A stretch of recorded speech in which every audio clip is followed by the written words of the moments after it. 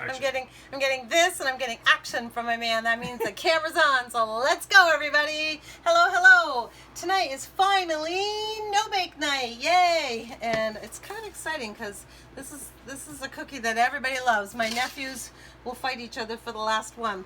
So I know I put the ingredients for this up a while ago, and I will put the ingredients again when I post the video, but it's 2 cups. I've already got a stick of butter in here. Cocoa, 1/3 cup of cocoa, 2 cups of sugar, 1/2 cup of milk, and well, it says a 1/2 teaspoon. Of course, you know with me and salt, I'm not going to do the whole 1/2 teaspoon. So actually, I don't even pour over the top of something because I'm afraid I'll get too much in it. So, yep, I've already spilled some.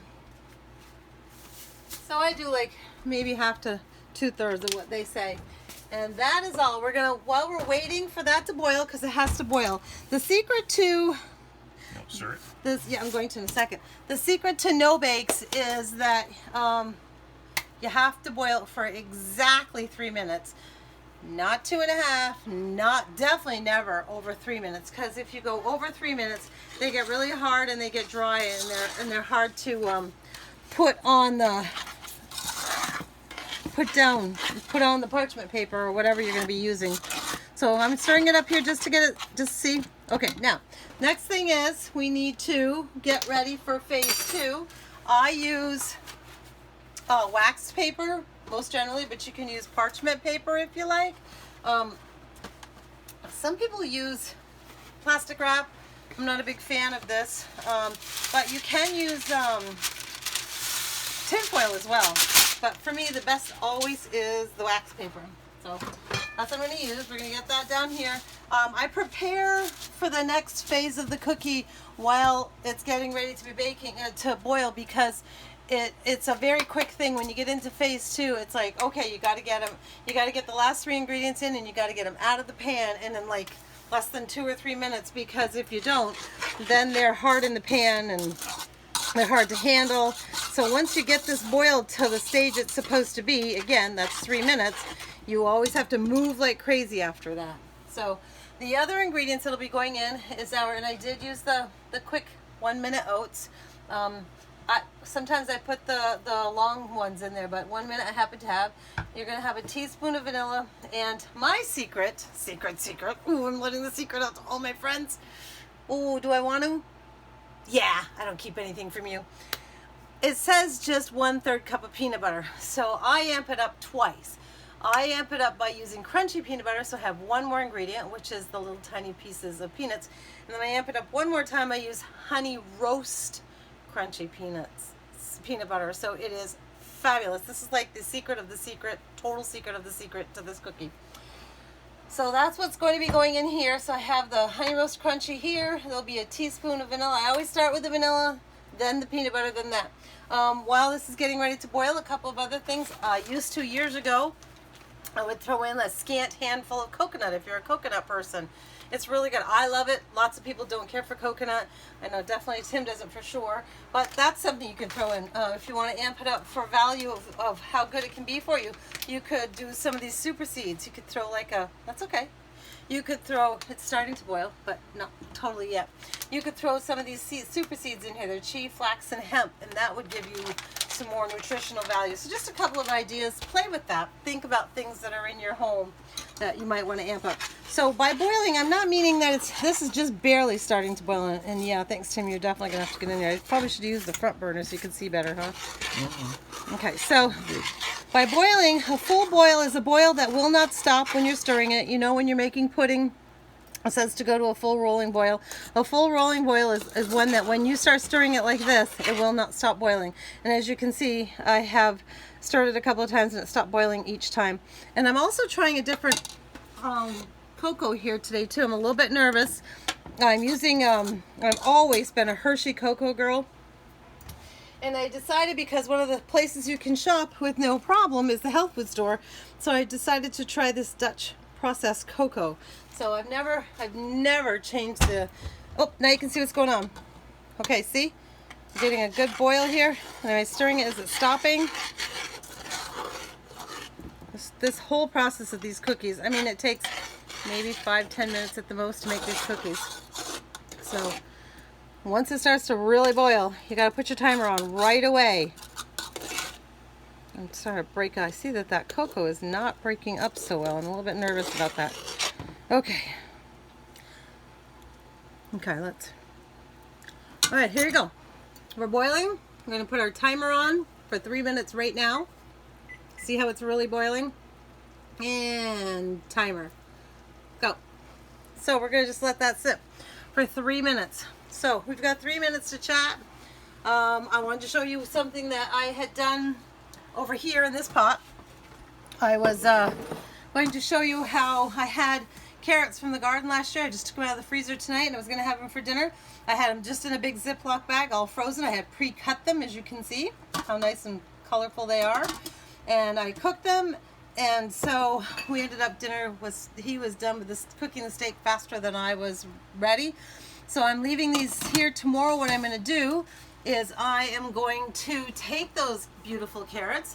I'm going to put them in a frying pan. I'm going to put a couple pads of butter on there, and I am going to glaze them by putting about a half a cup of maple syrup in them. And yeah, and you cook them down until it's, you don't cook them down all the way where like they brown or anything, but you cook them kind of medium, and you let them glaze out. You'll know when it's ready. You'll know what glaze is ready. The carrots themselves are already pre-cooked. I like to make glazed carrots with carrots that sit in the refrigerator overnight. So part of the process of the glazing is that they're cold and they need to get warm again. I never make glazed carrots out of ones that have just been cooked, just been boiled, and they're all set, because they tend to get mushy. They need to get cold in the refrigerator, and then you'll use them the next day right straight out of the refrigerator. So the time it takes for the syrup to do its thing and the time it takes for the carrots to warm up to where they need to be, it really coincides when they've been in the refrigerator, not when they've been cooked like they were today. So that's going to be tomorrow's dinner. It's going to have glazed carrots, and it's literally just a couple pads of butter in that frying pan, and I use my cast iron and the maple syrup, and it's just amazing. Okay, we have another 1 minute and 7 seconds. Look how wonderful that's boiling. It's boiling like crazy. That's a full boil right there. Can you smell it? I wished you could, huh? So I hope everybody's Monday was good. Geez, mine, Monday, it was work on Bill's day, so that was kind of an inside day. Oh, no, I didn't just have I got a visit from my grandchildren today, and social distancing, mind you, we did do that. We were really good about it. They came over, and Danielle brought them over to bring me something she picked up for me in the city, and then she was taking my banking down. She brought the kids to play on the playground, and oh my God, Danielle sat on one end of the playground in a chair, and I sat on the other end of the playground in a chair, and we talked from across this entire playground.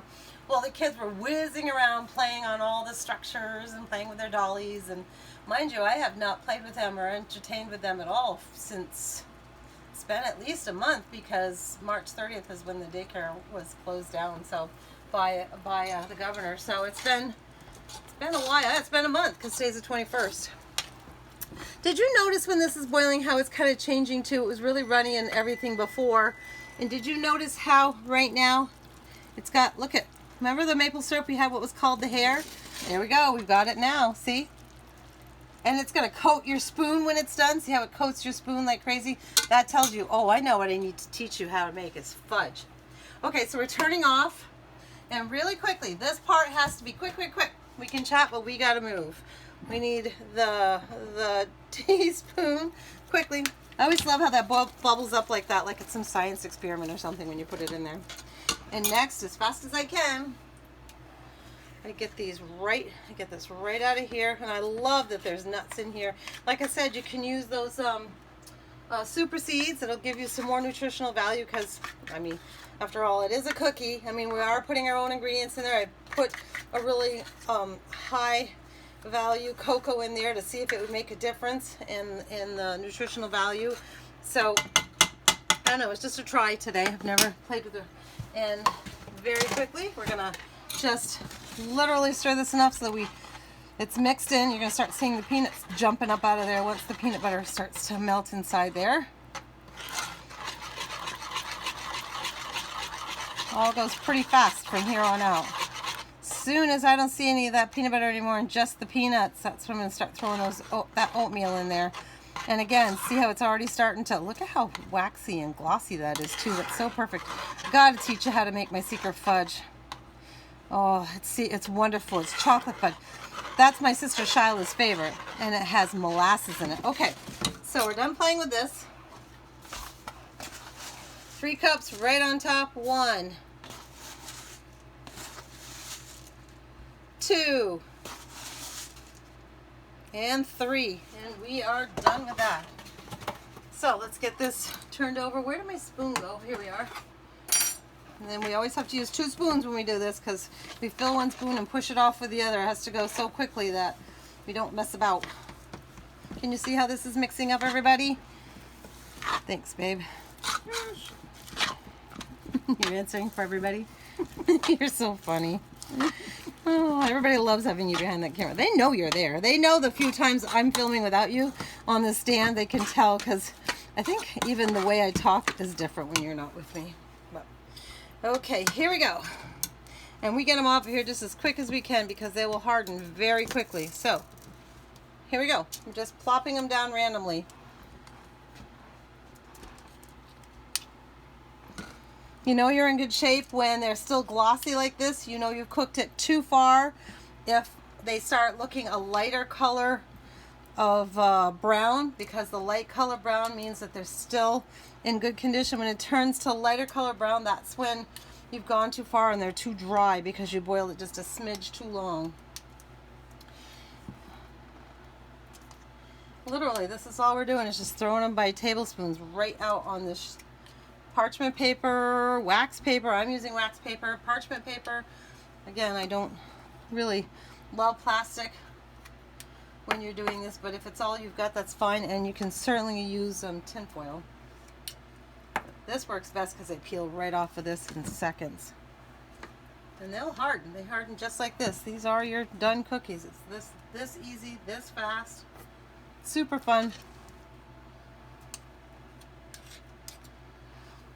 I would like to make for you, I think I might do that tomorrow. Maybe I'll do that recipe while Tim's gone, because I make these power balls for Tim. I like them for myself too, but I make them for Tim to take to work, because as we all know, because I say it all the time, he doesn't eat breakfast.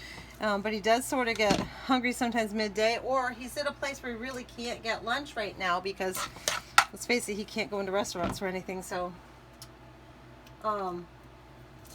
and they're power balls, and they have really cool things in them, and those I'd like to make for you tomorrow.